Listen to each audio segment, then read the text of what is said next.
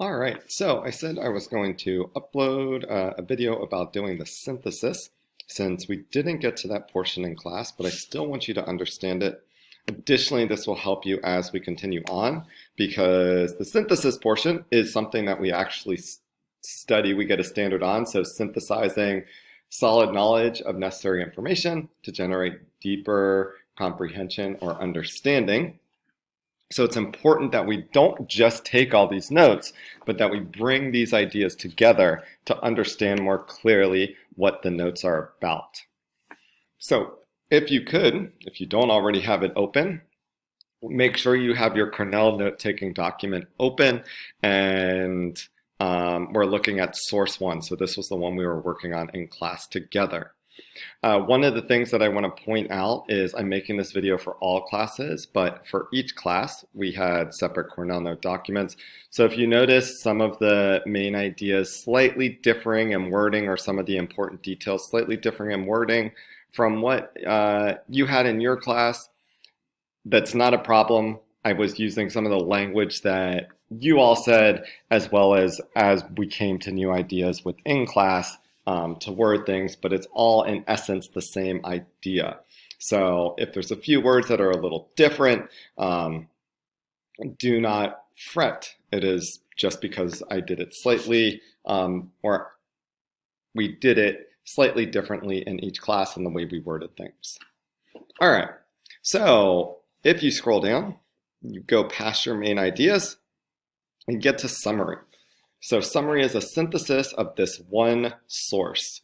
All right, so synthesizing is extremely important. It's not just showing that you've gotten all this information, but bringing all this information together, bringing all this information together and demonstrating the purpose or the reasoning behind it. So if we read through that, it says summarize the article according to what you have recorded in your notes above. So these notes. And what are the key points that anyone might learn from reading this? What are the key parts that it has to support you in answering your inquiry research question? So that first question, what are the main ideas or key points that anyone might learn from reading this? The best thing to do is try a 6-word summary per main idea above in your own words using bullets below. So you go back up here and you might have had slightly longer main ideas. So now you really want to simplify. And you might see at times where the main idea here is not simplified down to 6 words. I really want you to try and shoot for those 6 words just because it will focus your ideas even more and it will help you remember things even more. So we look at our main idea 1, 19th century European powers ruled much of the world. So this is telling me that time frame, 19th century, remember to figure out the 100 years. We just subtract 1 from the 19, so it's the 1800s. European powers ruled much of the world. We basically can go down here and almost put that as a single statement. 19th century European powers ruled much of the world. So if we look at this, 19th century we consider one word because it's hyphenated. So 1, 2, 3, 4, 5, 6, 7, 8. In there, yes, we do have 8 words. 2 of them are of the, so we can kind of take that as like, okay, well, we do sometimes need prepositional phrases to be able to complete something. So it's not terrible, but could we rephrase this in such a way to make it only 6 words? Take a moment and think if you could. After you take that moment, I might rephrase this to, let me click there. There we go. 19th century Europe ruled much of the world. So now, 19th century, remember that's just one word. So 1, 2, 3, 4, 5, 6. Does it really change the meaning? No, the only thing I dropped is this really the idea of powers, and I simplified of the world. I can just say of world, like we're talking about to simplifying earlier in key details. So ruled much of world, 19th century Europe. this would clue me back in that Europe, European powers. So I'm going to take out that slightly longer one. And then I hit my next bullet. Number 2, British maintain colonial or imperial dominance. So if I could rephrase this and make it a little bit more specific, because this is definitely 6 words. So British maintained largest rule during colonialism or during imperialism. The only reason that I'm saying this is simplified is because largest rule or largest power during imperialism is because that word dominance, some of you might, when you're looking through, you might forget about like what dominance is, or you might be having a struggle of like, well, what was imperial dominance? Simply, it's just that British maintains the largest power during imperialism. Europe is ruling much of the world, but Britain is retaining most of the power. So then we continue on. Australia and New Zealand come into European focus. We could count that 1, 2, 3, 4, 5, 6, 7. We could say Europe focuses on New Zealand and Australia.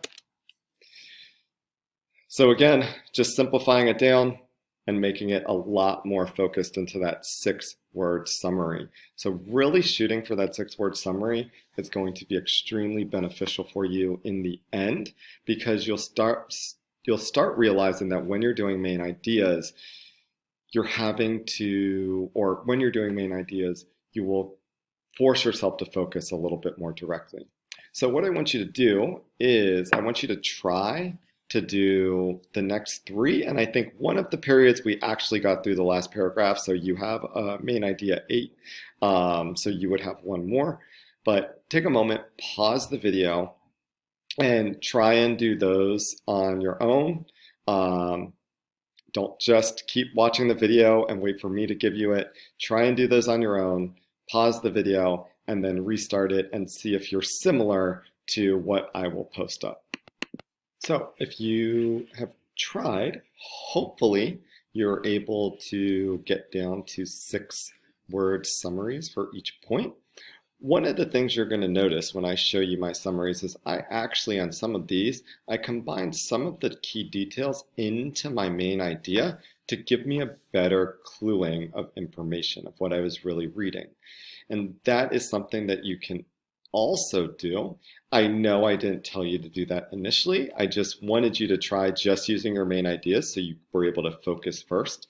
But now you can see how I'm going to use a little bit of both. So in the future, you can do, if it's going to help you clarify something, you can swing back and forth between both. So I have poor conditions for Aborigines, post-Europe arrival. This is, again, I am kind of pushing that 6-word, but post-Europe we can consider 1 word. This is when I really like hyphens. Maori warrior culture causes intertribal conflict. So this is one of those ones where I took a little bit of information from over here and added it into my main idea. And then Europeans and Maori have worsening relations. So again, getting a little bit of this information over to here.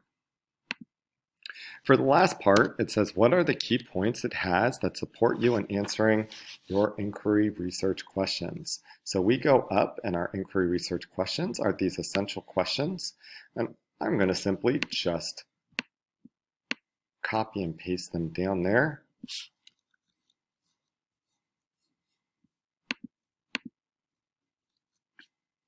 And I'm going to take a moment and I'm going to pause the video, and I want you to think through how some of these questions might be answered either directly or indirectly in the reading.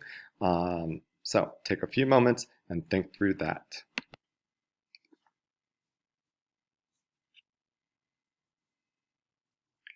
As you're thinking through these questions, you might notice this first one is a little bit challenging the way it's worded to effectively say if it's answered in the reading. So I would say, and I'm just going to paste this out here, what were cultural norms and how did they change, or did some stay the same? So that gives me a little bit more space to write into there. How did colonialism impact Indigenous communities? How was power used in the colonies? How did Indigenous communities use power? What did Indigenous communities need to do in order to survive? So just off the top of my head, I might say some cultural norms that changed. So again, change. I would argue that the intertribal conflict among Maori overridden by British arriving, the British Empire arriving. I would also say another change is reservation living for Aborigines in Australia. Some things that stay the same that might have to go back and really pull out, but even though they were restricted to reservation land, they were still technically able to retain hunter-gathering style. So hunter-gathering remained, and I'm going to put somewhat. So it wasn't exactly the way it was before, but they were able to still remain kind of a hunter-gathering society for Aborigines. So take a moment, see if you can answer those other questions.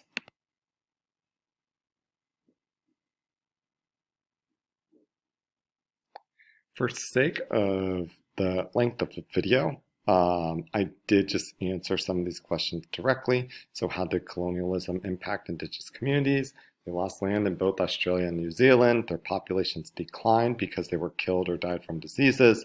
How was power used in the colonies? Weapons were used as power, guns to fight.